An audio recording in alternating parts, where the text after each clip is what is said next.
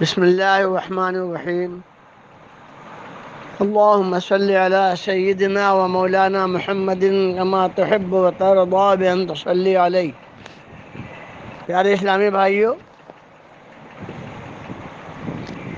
ساحل عزیزی ماہر شریف محفل فیض حافظ ملت سے کل کا پروگرام جو نزول قرآن پاک کے سلسلے میں بھیجا گیا ہے، آج اس کا باقی حصہ جو ہے وہ بھیج رہا ہوں۔ اللہ تعالیٰ کا کلام حق ہے، اس کی جیسی کوئی دنیا میں کتاب نہ تھی، نہ ہے، نہ ہوگی، اور اس کتاب کی شان یہ ہے کہ ایک لفظ کا اجر و ثواب 10 ہے۔ بسم اللہ الرحمن الرحیم میں 19 حروف ہے تو 190 اس کا اجر ثواب۔ الف لام میم 30 اجر ثواب، ہر لفظ کا 10 ہے، اور کسی کتاب میں یہ نعمت، یہ رحمت، یہ برکت حاصل نہیں ہوتی۔ اس کلام کو جب چیلنج کیا کفار و مشرکین نے، تو سورہ کوثر کو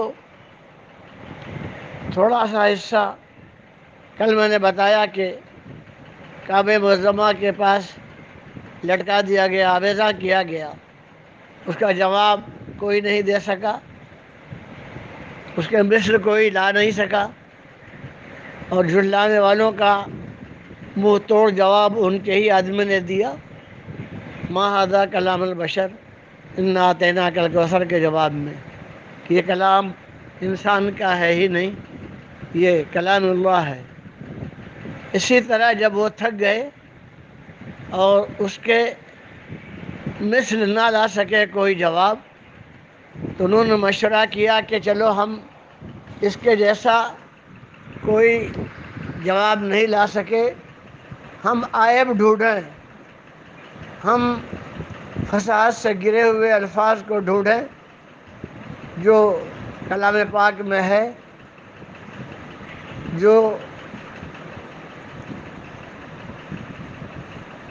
فساد سے گرا ہوا ہے، خوبی کا جو جملہ نہ ہو۔ تو سب لوگوں نے مل کر ڈھونڈا، اور ڈھونڈنے کے بعد 4 الفاظ انہوں نے طے کیا: حضوا، شیخ، کبار، عجاب۔ یہ 4 جملے پورے کلام پاک میں انہوں نے تلاش کر کے پیش کیا: حضوا، شیخ، کبار، عجاب۔ اب اس کو جب چن لیا کہ یہ پورے 30 پاروں میں 4 الفاظ جو ہے گھٹیاں ہیں، فساد سے، بلاغت سے گرے ہوئے ہیں، تو اللہ کے کلام میں ایسے الفاظ کا ہونا ناممکن ہے، اس لیے اس میں عیب ہے۔ اس کا فیصلہ کیسے ہو؟ اس کے فیصلے کے لیے وہ پہاڑ میں ایک اپنے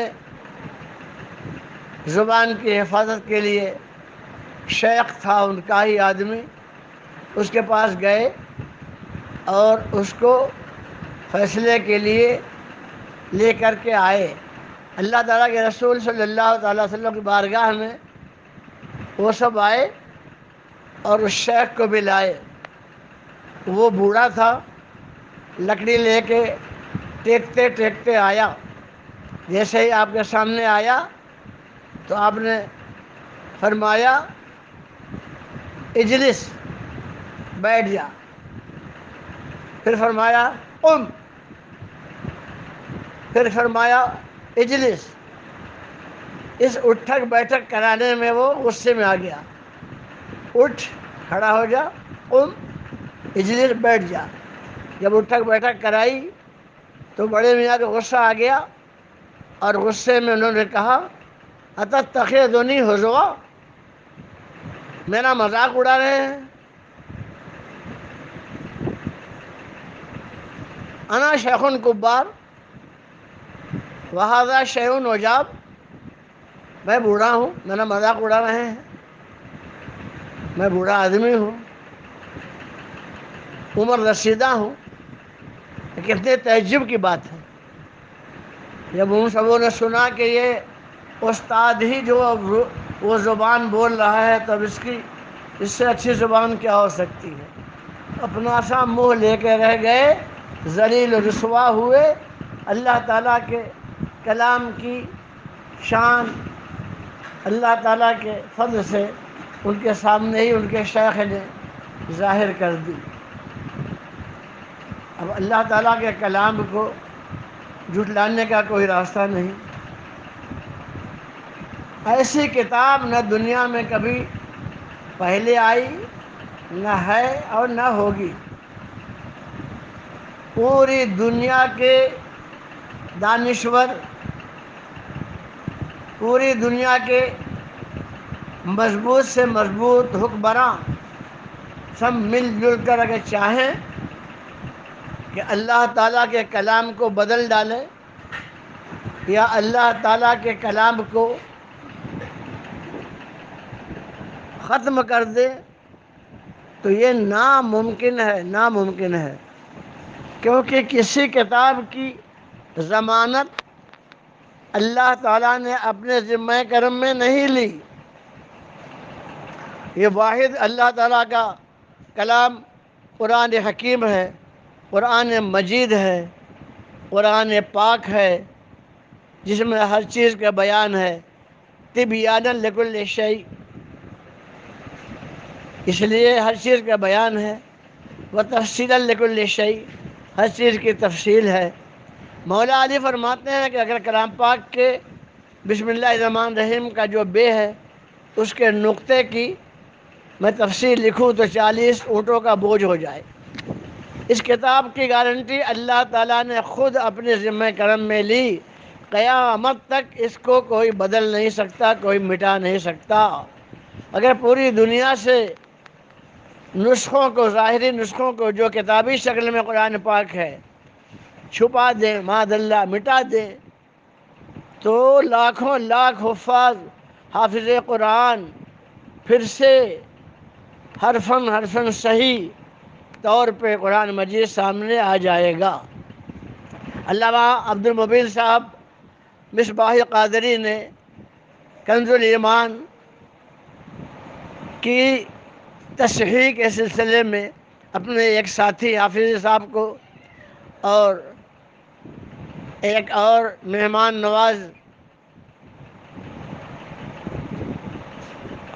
بمبئی میں زکریا مسجد کے پاس مہینوں بیٹھ کر تصحیح فرمائی. کنز العرفان، کنز الایمان، اعلیٰ حضرت کا ترجمہ قرآن پاک جدید طور پہ ایک ایک لفظ، ایک ایک جملہ زبر زیر سب صحیح کی محنت کی، بہت محنت کی. الحمدللہ وہ چھپ کر منظر عام پہ آ گیا. تو اللہ تعالیٰ نے اس کی حفاظت کا ذمہ اپنے ذمہ کرم میں لیا اور ارشاد ہوا اعوذ باللہ من الشیطان الرجیم بسم اللہ الرحمن الرحیم انا نحن نزلنا الذکر وانا لہ لحافظون. میں اللہ ہوں، میں نے ہی اسے نازل کیا اپنے محبوب احمد مجتبیٰ محمد رسول اللہ صلی اللہ تعالیٰ علیہ وسلم پر، اور میں ہی اس کا محافظ ہوں، میں ہی اس کی حفاظت کروں گا. اس کا جواب نہیں ہے اللہ تعالیٰ لوگوں کو ہدایت دے. اللہ تعالیٰ فرماتا ہے یہ قرآن اس کو میں نے نازل کیا، اس کو پڑھ کر لوگ ہدایت پاتے ہیں اور اسی کو پڑھ کر گمراہ ہوتے ہیں. اعوذ باللہ من الشیطان الرجیم یضل بہ کثیرا ویہدی بہ کثیرا وما یضل بہ الا الفاسقین۔ اسی کو پڑھ کر لوگ گمراہ ہوتے ہیں، اسی کو پڑھ کر ہدایت پاتے ہیں، اور نافرمان جو ہوتے ہیں وہی گمراہ ہوتے ہیں۔ اللہ تعالیٰ گمراہوں کو ہدایت عطا فرمائے اور ہدایت یافتہ لوگوں کو اس کو تلاوت کرنے کی، اس پہ عمل کرنے کی، اس کے رموز و معارف کو سمجھنے کی، علم کے حصول میں لگ جائیں، تاکہ اس کی رحمت اور برکت صحیح طور پہ حاصل ہو جائے۔ اللہ تبارک و تعالی رمضان مبارک کی برکت، اس کی رحمت عطا فرما رہا ہے، کسی کو کم کسی کو زیادہ، تلاوت کا سلسلہ جاری و ساری ہے۔ ایک گزارش ہے کہ کسی کا انتقال ہوتا ہے ایمان والے کا، مرد ہو یا عورت، تو لوگ ایسائی ثواب کے لیے جا کر بازار سے قرآن پاک لے لیتے ہیں اور مساجد میں محفلوں میں رکھ دیتے ہیں۔ یہ سلسلہ برسوں سے چلا آ رہا ہے۔ کہیں 500 کلام پاک جمع ہو گیا چھوٹی بڑی مسجد کے لحاظ سے، کہیں 100، کہیں 200، کہیں 1000، اس طرح کلام پاک پڑھنے والے کم، کلام پاک کی تعداد زیادہ، کہیں کہیں دیمک لگ گئی، کلام پاک کو کیڑوں سے تکلیف پہنچی۔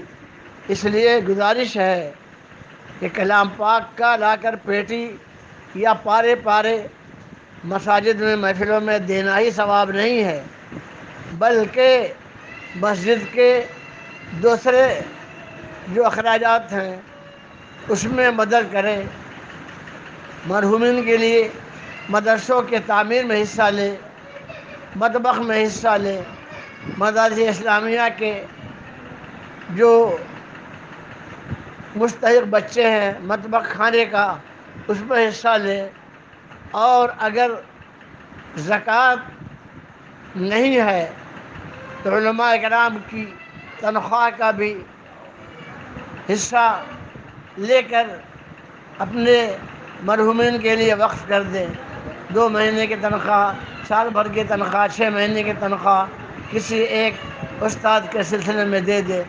یاد رکھیں کہ یہ زکوٰۃ نہیں چلے گی، زکوٰۃ صرف اسی میں چلے گی جہاں مستحق بچے کھانا وغیرہ کھاتے ہیں، غربا و مساکین کا حق ہے۔ تو یہ ایک طریقہ الگ ہے۔ مساجد میں چٹائی ہے، مساجد میں جو ہے بہت ساری ضروریات، بہت سارے کام ہوتے ہیں، آپ اس میں حصہ لیں۔ کلام پاک کے علاوہ بہت ساری حکمتیں ہیں، درس نظامیہ، درس عالیہ کی کتابیں ہیں، بخاری شریف ہے، مسلم شریف ہے، ترمذی شریف ہے، صحاح ستہ کی کتابیں ہیں۔ اللہ تعالیٰ ان تمام خرچ کو ایسے ایسے حال میں خرچ کرنے کی کوشش کریں۔ اللہ تبارک و تعالیٰ ہر نیک کام کو قبول فرماتا ہے، اور جو خرچ کرنے والا خرچ کرتا ہے وہ حلال پیسے سے ہی خرچ کرتا ہے، اور حلال پیسے سے ہی نیک کام کو کرنا چاہیے۔ اور کسی بھی کام کو حلال پیسہ ہی استعمال ہوگا تو اجر ثواب ہوگا، ناجائز اور غلط پیسہ ہوگا تو وہ خود کو کام میں نہیں آئے گا، اس کا فائدہ خود کو بھی نہیں پہنچے گا۔ اس لیے احتیاط شرط ہے، احتیاط کے ساتھ آمدنی بھی کریں اور خرچ کو بھی سمجھ بوجھ کر کریں۔